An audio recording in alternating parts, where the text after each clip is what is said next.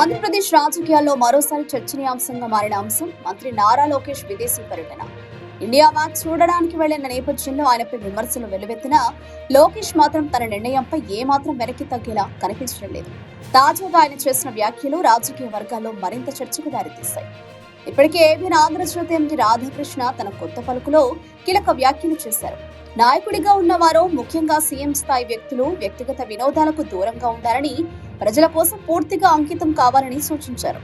ముఖ్యమంత్రి చంద్రబాబు నాయుడు లాగా బాధ్యతలను ముందుంచుకుని వ్యక్తిగత విషయాలను పక్కన పెట్టాలని నారా లోకేష్ కు హితో పలికారు. అయితే ఈ సూచనలపై లోకేష్ తనదైన శైలిలో స్పందించారు. టీ20 వరల్డ్ కప్ లో భారత జట్టు ఫైనల్ కు అర్హత సాధిస్తే మ్యాచ్ చూడడానికి మళ్లీ వెళ్లేందుకు సిద్ధమని స్పష్టం చేశారు. ఇండియా ఫైనల్ కు వెళితే నేను తప్పకుండా మ్యాచ్ కు వెళతా అంటూ చెప్పిన ఆయన ఈ విషయంలో ఎలాంటి సందేహం లేదని పేర్కొన్నారు. ఇక వైఎస్ఆర్ కాంగ్రెస్ పార్టీ అధినేత వైఎస్ జగన్ పై కూడా లోకేష్ వ్యాఖ్యలు ఆసక్తికరంగా మారాయి.